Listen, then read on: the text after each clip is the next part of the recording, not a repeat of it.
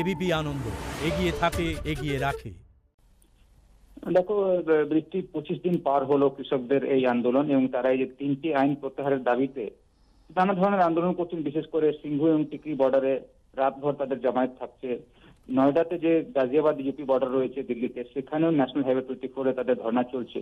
এবং একদিকে কৃষকরা অনড় রয়েছেন যে 3টে আইন প্রত্যাহার করতে হবে, তারপরেই তারা আন্দোলন থেকে সরবেন। অন্যদিকে 6 থেকে 7 রাউন্ড মিটিং হয়ে গেছে সরকারের সঙ্গে, তাদের সেখানে কোনো রফাসূত্র বেরোয়নি। গতকাল অমিত শাহ বোলপুরে সাংবাদিক বৈঠকে জানিয়েছিলেন কি আগামী 2-3 দিনের মধ্যে তারা কৃষকদের সঙ্গে আবার সংবাদ করবেন। গতকালই কৃষি সচিব যিনি রয়েছেন, জয়েন্ট সেক্রেটারি, তিনি চিঠি লিখেছেন কৃষক আন্দোলনে যারা নেতারা রয়েছেন তাদেরকে, এবং তিনি প্রস্তাব রেখেছেন কি আগামী বৈঠক কবে হতে পারে। সেক্ষেত্রে তারা নিজেদের মধ্যে আলোচনা করার পর একটা ডেট দিবে, সেই দিন আবার সরকার তাদের সঙ্গে আলোচনায় বসবে, তাদের আপত্তির কথাগুলো শুনবে এবং সরকার কি কি করতে পারে সে কথাগুলো সরকারের তরফ থেকে বলা হবে।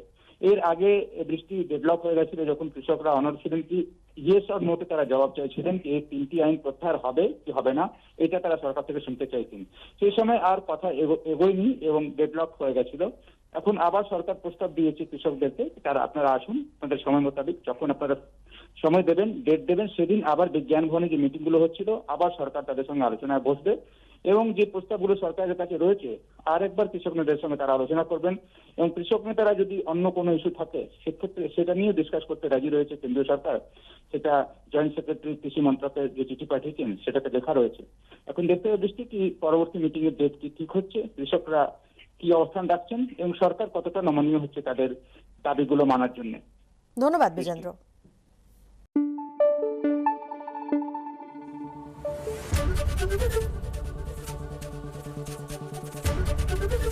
এবিপি আনন্দ, এগিয়ে থাকে, এগিয়ে রাখে।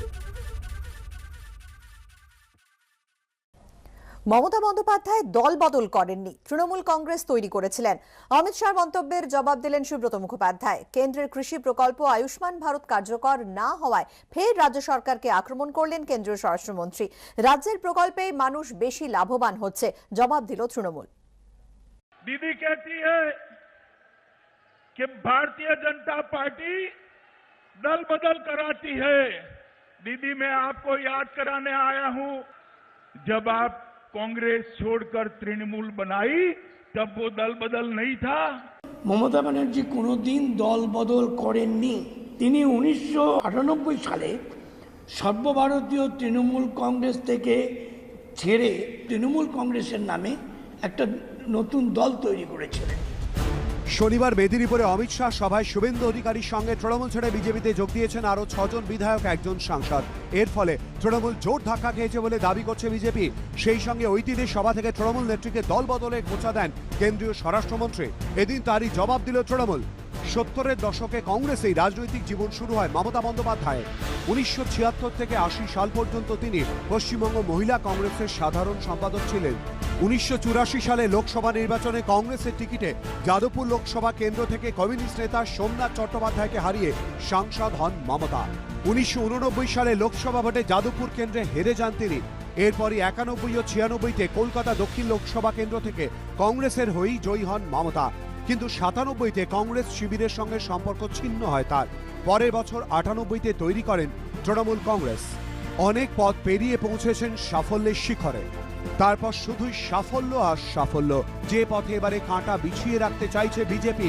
একদিকে যখন নতুন কৃষি আইন প্রত্যাহারের দাবিতে মোদী সরকারের বিরুদ্ধে আন্দোলনে সরব পাঞ্জাব হরিয়ানার চাষিরা, তখন কৃষকদের হাতিয়ার করে মমতার সরকারকে আক্রমণ শানিয়েছেন অমিত শাহ। मुझे बताइए, बंगाल के किसान को 6,000 रुपया मोदी जी जो भेज रहे हैं वो मिलना चाहिए या नहीं मिलना चाहिए? देश भर में जो गरीब आदमी है उसको 5 लाख रुपए तक की सभी स्वास्थ्य सुविधाएं free of cost Narendra Modi ji देते हैं। ममता दीदी है तब तक बंगाल के गरीबों को आयुष्मान भारत योजना का फायदा नहीं मिलेगा। উত্তর ভারতের কৃষক আন্দোলনকে সমর্থন জানিয়েছে তৃণমূল। তা নিয়েও এদিন কটাক্ষ ছুড়ে দিয়েছেন কেন্দ্রীয় স্বরাষ্ট্রমন্ত্রী। পাল্টা জবাব দিয়েছে তৃণমূল। चुनाव के पहले कम से कम गरीब किसान का पैसा मत रुकिए। आप क्या बिगाड़ा है उसने आपका? मोदी जी किसान के खाते में सीधा 6,000 रुपया भेज रहे हैं, आप उनको सूची नहीं भेज रहे हैं। और लगभग 23 लाख किसानों ने ऑनलाइन आवेदन किया है।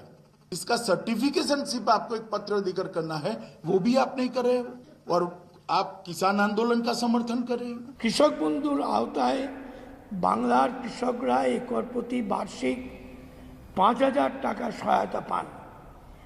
পিএম কিষানে একর প্রতি মাত্র 1,214 টাকা পায়।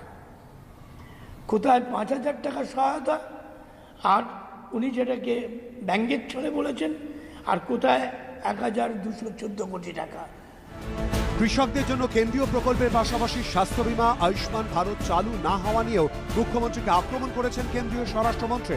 5 लाख रुपए तक का स्वास्थ्य का खर्चा भारत सरकार उठा रही है, यहाँ पर ये योजना अमल नहीं हो रही है। क्यों नहीं हो रही है? फेडरल स्ट्रक्चर के सम्मान करने का ये तरीका है क्या?